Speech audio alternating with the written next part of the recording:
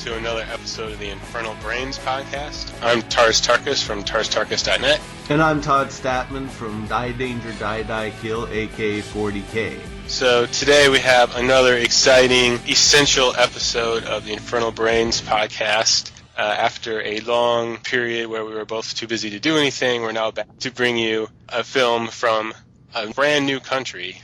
Yes, a brand new country that we just created. Yeah, this is a film that I reviewed on my blog a few years ago, and that review is the most visited post on my blog of all time. It's consistently in the top 10. It's obviously a movie that a lot of people have questions about, so hopefully we will be able to answer some of those questions and maybe spare you having to watch this movie, because it's not guaranteed that you would enjoy it. We're talking, of course, about the Pashto language Pakistani film, Khwar Lasme Spogmay, which is better known to cult film fans in the English-speaking world as Cat Beast. And it's most notably known for people who look at weird clips of films on the internet because it has a lady in a cat costume getting revenge upon people. Yes. And that immediately brings to mind, superhero films and Catwoman and all that stuff. And this, it's not technically a superhero film. It's technically she's cursed and turns into a cat beast monster. I beg to differ. I think it's sort of a hybrid superhero horror film. It's like it can fit into it, just as much as, if she was dressing as a bat and killing people. Right. Or if she was the Hulk. It's kind of like a Hulk type situation, I think. And also when we say a woman dressed as a cat, given the production standards of Pashto language films from this time, this film's from 1997, I think, she kind of looks like she's wearing like a flocked black sweatsuit with a bald wig on and then little cat ears pegged onto it.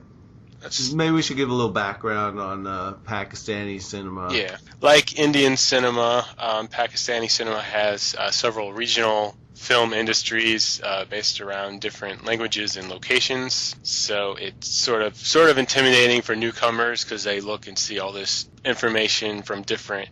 It'd be like if California and Florida and New York each had their own different film industries in different languages of different stars. Some of them are a lot easier to be exported to other countries than others, and some of them have a lot more money than other regions, and so each one has their own little quirks.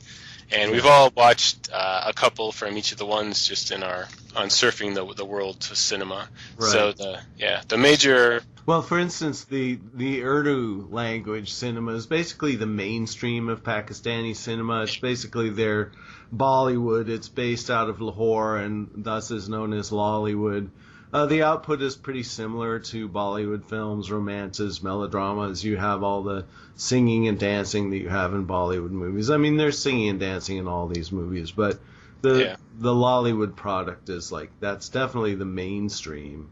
Mm-hmm. And then you have the Punjabi language cinema, which we've delved into a bit. And they produce a product that's considerably more rough-edged. It's more action-oriented, and there's an emphasis on revenge plots. I've reviewed a lot of films from the 70s and 80s, and their biggest star then was a guy named Sultan Rahi, who was basically a big strapping guy with a huge mustache who goes around cutting up people with his gandasa, which is like a nasty-looking farming implement. And then you were talking about another industry that I wasn't familiar with, another dialect. There's the Sindhi language films, which there's actually Pakistani and Indian productions of both of them, and they're called Kari Wood. I haven't seen any of them, but they're important enough that they exist, and so you could go see them if you wanted to. Unfortunately, I don't know enough about them, unlike the other ones, to give examples. But I knew nothing about that, so yeah. I've received an education already. And then, of course, there's the Pashto language movies, sort of similar to the Punjabi movies, but sort of several degrees more exploitative and a little bit sleazier. Similar, They have a similar emphasis on action, violence, and revenge. But the Pashto language films cater to an audience that is in the border regions of Pakistan, along the border with Afghanistan. And if you geopolitics mavens who cried out, "That's the birthplace of the Taliban," you are right. And so these play to a mainly male audience, very religiously conservative, which makes it surprising that these are about as sexual as these movies can be, given the Yeah, it's completely not what you would expect for hardcore conservative Taliban types, or maybe you would expect it based on, all the scandals of the hardcore conservative people in this country. So, Right. Yeah. So some of the Pashto films are actually shot in the Afghanistan area, or like it was based in Peshawar, but it's sort of diasporaed out to the whole region just because of all the different conflicts that have been going on there. Right. And I'm actually not sure what the current status of that industry is because I haven't really seen anything post 2000. So yeah, me neither. Yeah, I've heard that some of the films are sometimes even made in India and exported. Basically, Pashto cinema, to most self-respecting Pakistani film fans, consider Pashto cinema to be basically garbage cinema. It's just, they consider it to be trash cinema. So, of course, people like Tars and I gravitate towards it and seek out horrible, 10th generation copies of it with no subtitles. Yeah. As is the case with Cat Beast. Some of the most notorious titles of Pashto language cinema, probably the most notorious is Hasina Atom Bomb, which I've reviewed on 40K. I think you reviewed it too, Tars. I have a rough draft that has published that should probably get finished up along with 100 other rough drafts. That's it. And then there was a film called Adam Khwar, which is a horror film and started a sort of boom of horror-themed action films, of which Cat Beast is definitely a part. It stars Shanaz Begum, who's also in Adam Khwar, and also has sort of a similar plot, because Adam Khwar, there's sort of a werebeast that, it's sort of a Sasquatch thing that one of the characters transforms into. So other Pashto language films that Todd has reviewed is Lord Bala and also Bala. And just Bala, I think Bala means demon. It refers to some kind of otherworldly creature, because that word comes up in Cat Beast too. And they, feature monsters and wonderful effects. Yes. For Punjabi films, the all-time classic is Mala Jat, which has spawned a million imitators and films of Jat in the name, including Jat James Bond and The Jat are actually I think a clan, or I'm not sure if that's the right word, but they're a people in the Punjabi region, and they're known for being fearsome fighters and warriors and whatnot. But Mala Jat, I think, is the most popular Pakistani film, period, of all time. But it's definitely it's like the Sholay of Pakistan or something. And there's also the wonderful Hitler, which features Hitler lived after the end of World War II, went to the Punjabi region, fell in love, and had a kid named Hitler, and hijinks ensue. Yes, that actually stars the casting practices of Punjabi cinema are similar to Pashto cinema. Is that for any particular period, you won't find that there's a lot of stars, because the attitude was if any combination of stars worked, they just kept casting the same people. So Mala Jat had Sultan Rahi, of course, and then Anjuman as his female lead, and then Mustafa Qureshi as the bad guy. And so from that point on, I think what would happen is they'd cast Sultan Rahi, and Rahi would be like, well, why don't we get Mustafa and Anjuman involved too? So there's like tons of movies with those three playing basically the same roles, because they're all these family revenge dramas, and Mustafa Qureshi is always the villain, and Sultan Rahi is always the hero. And in Pashto cinema, sort of the equivalent of Sultan Rahi is an actor named Badal Munir. And also there's the star of Cat Beast, whose name is Asif Khan, who's very similar, big, kind of portly guys with big mustaches. Spend a lot of time yelling at each other, which is a pretty big hallmark of these films. Like, I've watched some Bangla cinema lately, and that's also become a thing in Bangla cinema. Even, like, really modern Bangla cinema still has that. The shouting matches. Yeah, but they combine it with zooming close-ups of the characters. So they'll say something, and then they'll zoom to them, and then it'll zoom the other person, and it'll zoom back to them, and then zooms the other person, and he says something back, and then they do more zooming. It's kind of like the Pakistani version of a rap battle. There's a name for it. They actually call it a barak. Yeah. When that happens, and they're just trading off threats and oaths. They're just saying stuff like, "I'll hit you so hard your unborn children will weep." Colorful phrases. There's some good examples of that in the Urdu language film International Gorilla, which is another notorious Pakistani film because that features the evil Salman Rushdie, who is like a James Bond supervillain out to destroy the entire Islamic world, and so from his island lair in the Philippines. Yeah. I think that may be one of the only Pakistani films I've seen that had subtitles to it. That's floating around somewhere. I forgot that was an Urdu film. I'd sort of, the nature of it made me sort of assume it was a Pashto or Punjabi language film, but no, that's a product of the mainstream Pakistani film industry. And there's also if you like the movie Starman, you can see it in Pakistani form in the movie Shahneh, which pretty much follows the plot of Starman, except he fights against a local warlord to save his village. Of course. Yeah. And that features a lot of things blowing up and people dying and violence. And is one of the first Pakistani science fiction films, and the guy who directed it went on to direct 2 more science fiction films, which I own but haven't watched yet, and one of them features a cartoon Teenage Mutant Ninja Turtle, which I don't know if he does anything in the movie besides be an animated still during a couple scenes, because that's all I saw when I was flipping through, but I will report on that in a couple of weeks, hopefully. Yeah, tell us if he says Cowabunga.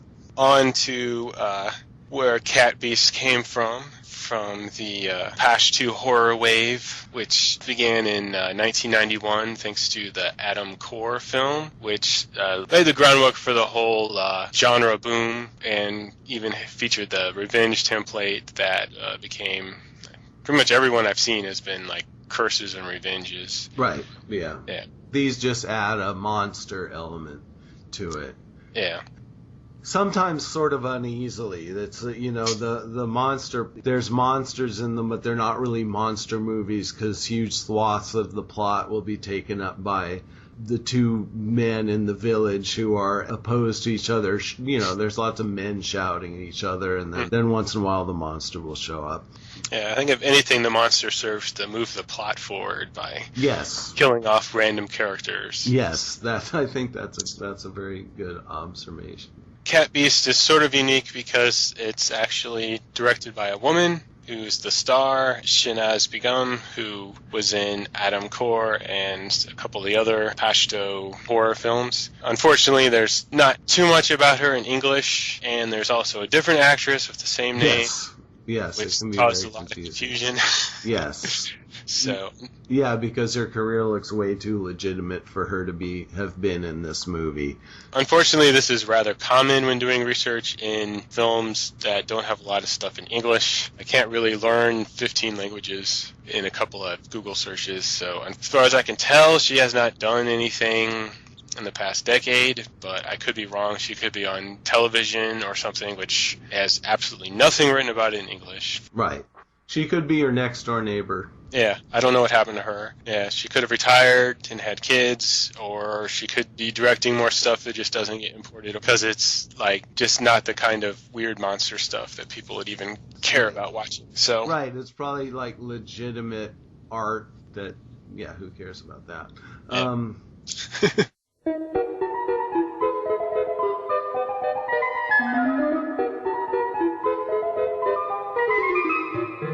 Well, I think you'll see so many of the hallmarks of Pashto cinema in the first minute of Cat Beast, because once this movie starts, it is chaos. I mean, one definite hallmark of Pashto cinema is a virulent hostility to subtlety. Like, nothing can be understated. Everything has to be at not 11, it has to be at like 15. So there'll be flashing lights for no reason, sound effects that don't have anything to do with anything going on screen, sirens and very, very loud. And there's a lot of emphasis on revenge, and especially rape revenge. So we begin with a rapist pursuing a woman through the forest as there's like very loud storm noises and thunder and really loud pulsating synthesizer music. All of this exacerbated by the crappiness of the print, and added to that the fact that the VCD company logo takes up the full lower quarter of the screen, and their logo and phone number is on the screen for almost the entire movie. So the rapist finally catches his prey, but then the cat beast springs into action. And also in accordance with the traditions of Pashto cinema, the cat beast is announced by sort of a sound that's like meow. Some guy off camera going meow. And so she attacks the rapist and pulls him off her, and they fight, and then she. I noticed you didn't mention this in your review, Nick, so I don't know, but I think I have to, in the interest of journalistic integrity, I have to report that she shoves a huge tree branch up the guy's ass. That was my take on that. She sort of telekinetically spreads his leg apart. He's like, oh no! And then she takes this tree branch, and Bob's your uncle. Yeah, what's good for the goose is good for the gander. Right, yeah. Unfortunately, he gets gandered to death. So. Right. The other thing that's striking about Shahnaz Begum and all the women of Pashto cinema is that she's a big girl, which is good. I think that in recent years, the rest of the world has sort of caught up to the Bollywood standard of feminine beauty in that appreciating sort of more bottom-heavy women. Yeah. But the Pashto feminine ideal is somewhat beyond that. These are big women, and it's startling to see that, because what you're used to seeing in movies from pretty much every other culture. It's startling to see these big women portrayed as like these sexually attractive and sexually aggressive beings, which they definitely are. So Shahnaz is very imposing in her, especially in her cat beast form. Well, it also helps making the fact that she's taking down a bunch of gigantic macho men a lot more realistic, too. The men are not exactly svelte either. Asif Khan is a pretty paunchy dude. Besides the fact that it has a woman dressed as a cat slaughtering a bunch of people, my favorite thing is how the evil gang is portrayed. Yes. They look like a bunch of super punk cosplayers.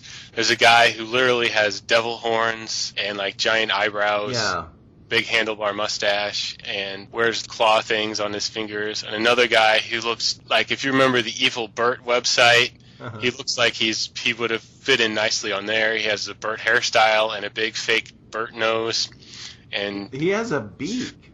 Yeah, he has a beak. That's so weird, man. And there's a guy who's dressed like an Indian, like an American Indian, and some dude who's just wearing like black leather, and they all have heavy eye makeup.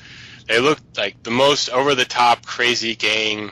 Yeah. And of course they're the gang that's been terrorizing the town for the past 20 years because they're responsible for the genesis of the cat beast because they're the ones who raped her mother, and so she's the offspring who's cursed for revenge. Though it's a very confusing flashback because first of all you don't know it's a flashback. It just kind of occurs in the middle of the movie and you don't realize it's a flashback till it's over.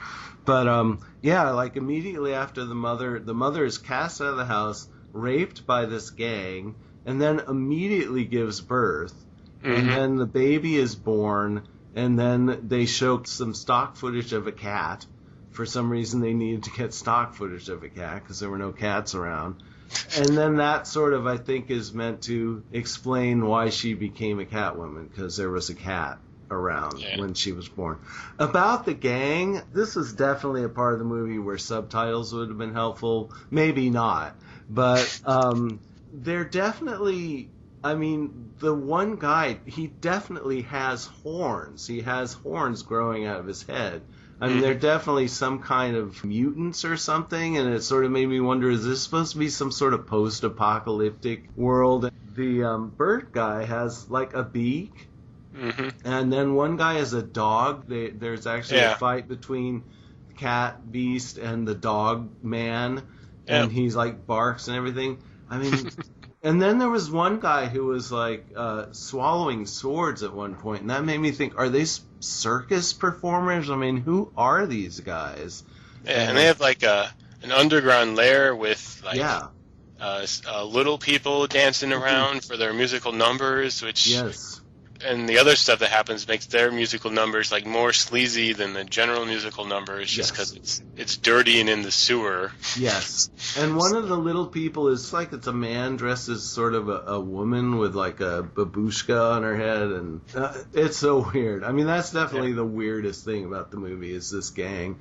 I mean, that's actually even a little unsettling because they're just so bizarre. It's like the one part of the movie where you really feel like it's directed by a crazy person, you know, because it's like, who are these guys and what was the idea exactly with them? So it's a gang so evil that the super cop can't take them down by himself. We need a revenge-powered cat beast woman to save them. So. And the super cop guy, so we have two alpha males. We have the super cop, I think you might have listed who played him on your review.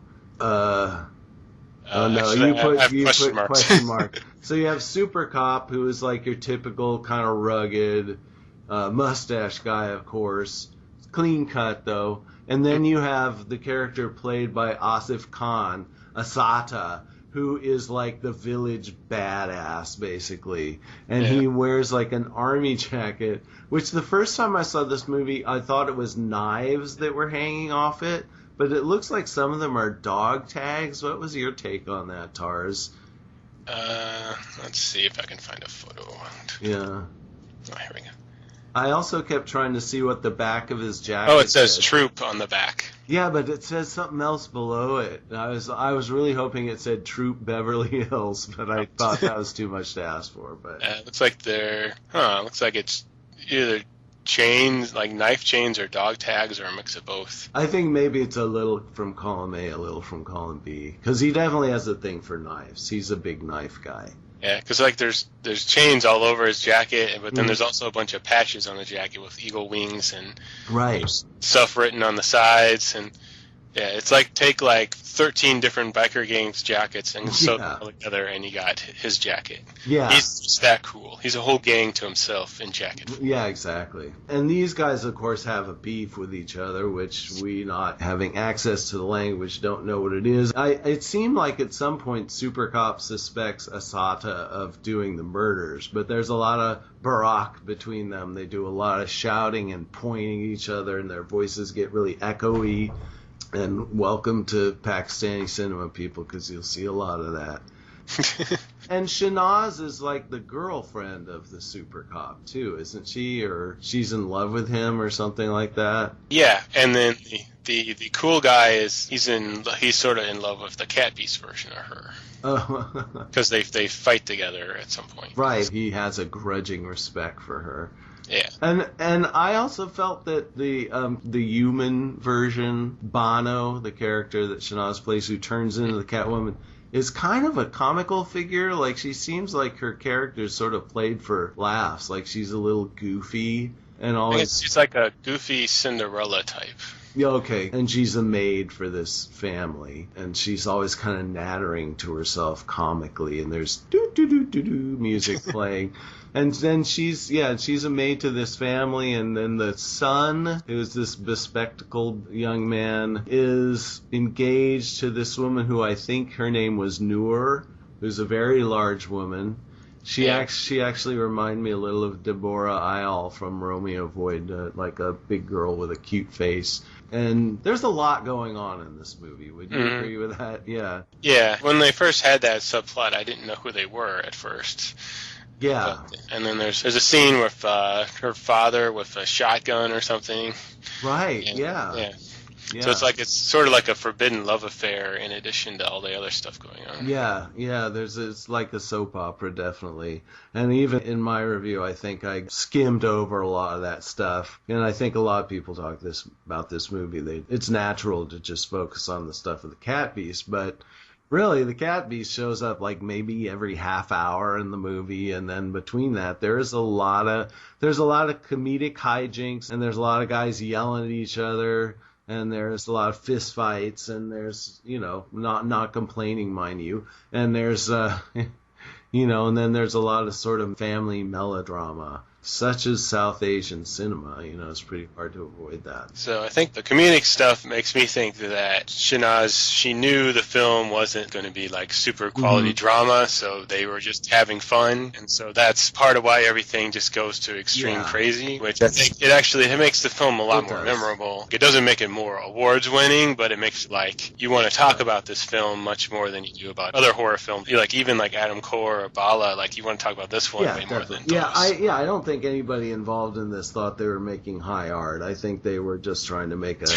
they were just trying to throw in everything they thought would entertain the audience, and some of it fits and some of it doesn't. But the payoff is good. Yeah. And, if you would like to support women directors, here's the perfect example where you can support women directors and insane films. Yeah, you can fit that into your film festival alongside Lena Wertmüller and Shanaz, quote, Cat Beast Begum. This is definitely one of the more memorable of the, other of the films are memorable just for Hasina Atom is mostly memorable just for how sleazy it is.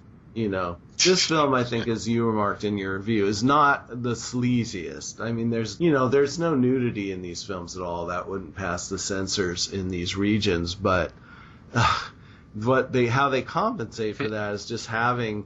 there's many, many songs in this movie, too. There's so many. And the big women dance, and the camera moves are very invasive. The cameras just zoom right into the women's crotches. They go up their dresses. I think I described it once as it looks like the camera was mounted on the head of an over-friendly dog, because it's just always sniffing at their regions. And then the women are... it's always these low camera angles, and the women look like they're just about to sit on the camera. They're just like kind of displaying their rumps for the camera, and it's not like anything. It's just super, super sleazy. And if you think having the lady director changes that, no, it doesn't. Because I think these were just expected elements. I'm not sure if they hire specific music video directors for the music video shots like some of the other industries do. You're right, because it's such a standardized form. But from what I've heard, these were sort of the sort of Pakistani version of porn. Basically this was as far as they would go. But that in some of the theaters, as you mentioned, as they would do in India as well, with some of the B features, they would insert footage from European porn films into the film while it was playing. They would use it as sort of a Trojan horse for porn materials. And the way to skirt around the censors, that was a little bit common in American drive-in cinema too, or some of the more skeezy cinemas where they'd have different reels to show the different censors, and then the same tricks happen everywhere. So It's because they work. Yeah, exactly. So apparently, I need to point out that the Khwar Lasme Spogmay means is like the 14th moon, which is like the 14th day in the lunar cycle. So it's about halfway point in the moon. So, or maybe beautiful is the 14th moon. So I had heard it meant something about a full moon or something like that. But we don't care. We just call it cat beast because there's a cat beast in it. Damn it! Who needs those fancy titles with them foreign words in them? What we need now is a sequel where she teams up with Garfield. That'll wreak hell on our allergies. Time to go to Kickstarter. My other favorite part of this movie is the guy who the cat beast kills, I guess he's supposed to be a biker or something, but he's like this guy who's got long hair and he looks like he has fake eyebrows and like a fake mustache, and he's wearing what looks like an oily animal pelt on his back. Just that guy was my favorite guy because he was just, I think you have a picture of him right under the statement, Pakistan is weird. You have a picture of him yelling at the camera. I think he's the guy who I assumed was supposed to be dressed like an American Indian. Yeah, you're right. I think, I get that. He looks sort of like a hippie. He might just be like a generic guy who lives in the woods a lot. Mountain man. So have we exhausted this discussion of cat beast? Yeah, it's basically, a lot of this stuff, you got to see it to believe it. It's just a film you'll want to talk about after you see it. And then you can also talk about how the Catwoman movie stole the origin story. Yeah. Because that also involves Cat showing up and giving her superpowers. So this is one of those films that's fun to talk about. It's not really as fun to watch as it is to talk about. I've seen it twice now. I mean, I was definitely laughing through it when I was watching it yesterday in preparation for this, but there's still like there were moments where it's like, oh god, I forgot all these musical numbers over and over and over again. But the cat beast scenes are definitely worth seeing, and if you're just interested in trash cinema, these Pashto films might really make you redefine what you consider trash cinema, to see how sleazy and cheesy films can be. It's worth it to see at least once. I don't know if you need to see it 2 or 3 times like we had to do. It's not worth it. I'll tell you, it's not worth it. There's plenty of other Pashto or other Pakistani films you can watch. That'll give you this similar experience if you need to watch it multiple times. So if you want to know more about these fun Pakistani films that we mentioned earlier, the best resource has historically been the hotspotonline.com. Unfortunately, it's been sort of revamped for the past 2 years, and most of it is gone, but you can still get historical stuff through archive.org, and we'll have a link. I'll have a link below in the post about this on how to access it. So go to archive.org for the hotspotonline.com and go to like the year 2012, and then on there you'll find links to like hundreds of reviews of Pakistani and Indian films, including a lot of horror films. And hilariously written, too. Yeah, it's the most comprehensive English language information portal about obscure Pakistani films. And it's done by Omar Khan, who directed a film in 2009, I think. That's the place. Unfortunately, there's not that much else in English. There's a blog called dishum.wordpress.com, which has some cool articles, but it hasn't been updated since 2012. There's also the Pakistani Film Magazine website, which is in English. It's not genre-centered at all, but it has information about the actors and actresses and some of the films, and it's in English, and it's really rare, and it's important, and you can double-check information against Hotspot and other places. Because, not everyone's 100% accurate, but you can find out more stuff when you compare. So it's good to have cross-referencing things. So. Tars, do you ever feel like we with our respective sites are like the gray ladies of the internet? All these other sites are kind of dropping away, and here we are plugging along, increasingly alone in the internet wilderness. Yeah, I hit 10 years online last year, and a lot of the sites that I did, like I followed in the beginning, a lot of them haven't been updated in years and years, and there's maybe a few that are still active, but then there's a whole new generation crops up, but it keeps churning over, and only a couple of them last a while. That's true. It's the circle of life. And even my site has periods where I'm more active and less active based on what's going on. So how does Cat Beast fare on your site? Is it one of your most popular posts? I mean, do you get as many people coming to you to read about that as I do?